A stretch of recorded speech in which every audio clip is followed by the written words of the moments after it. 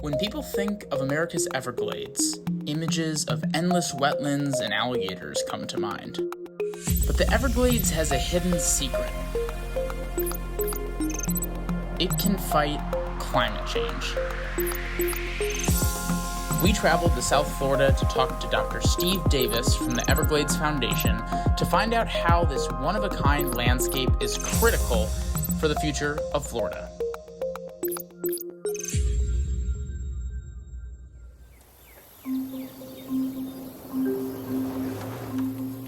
So excited to be here, Steve. Well, I'm so glad that you guys can come out and join us in the Everglades today. Is this your first time out here? It's my first time, especially on an airboat through the Everglades. I'm just thrilled to be able to see the Everglades, but I'm excited to kind of see what you think is important. What do you think we're going to see today?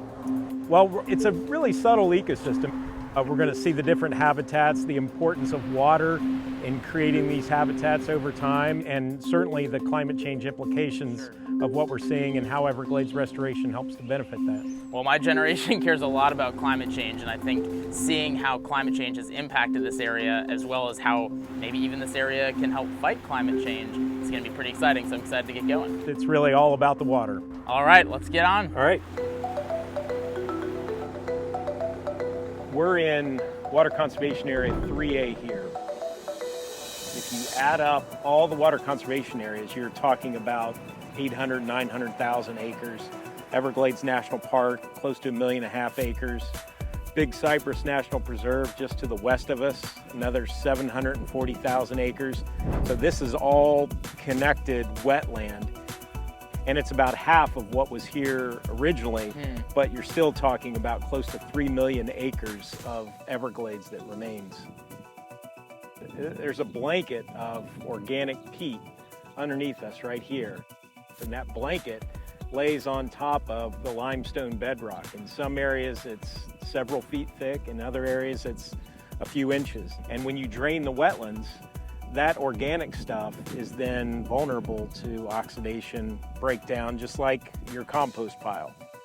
All of that organic stuff is comprised of carbon, phosphorus, nitrogen, and once it breaks down, it's all released, and we know where the carbon goes. It goes off as CO2 to the atmosphere.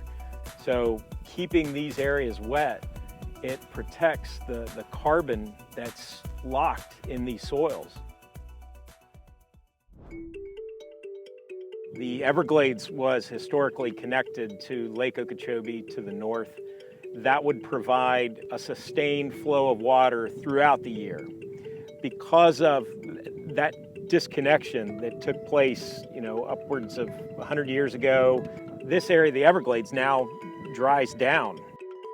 Everglades National Park on the other side of Tamiami Trail dries out. So it goes through an extreme dry down that has led to increased peat soil oxidation. It's even led to fires that burn the peat. So Really? We've had peat fires in some areas of the Everglades.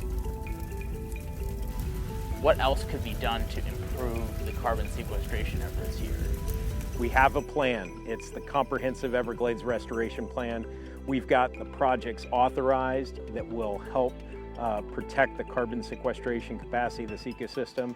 Getting those projects built is happening, but we need the funding at the federal level to really get us over that tipping point and seeing these projects, especially the reservoir south of Lake Okeechobee, moving along, because that's the project that delivers the water needed to keep these marshes hydrated during the dry season and preventing the loss of that carbon that we know has been sequestered over centuries where we're sitting right now.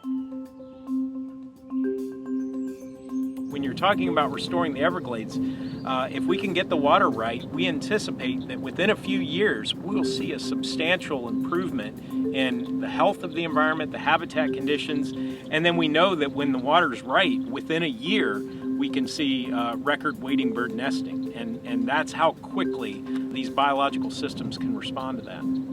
And the same holds for carbon sequestration. It's really not rocket science as to how these things sequester carbon. This is a massive carbon sponge. You just need to keep it wet.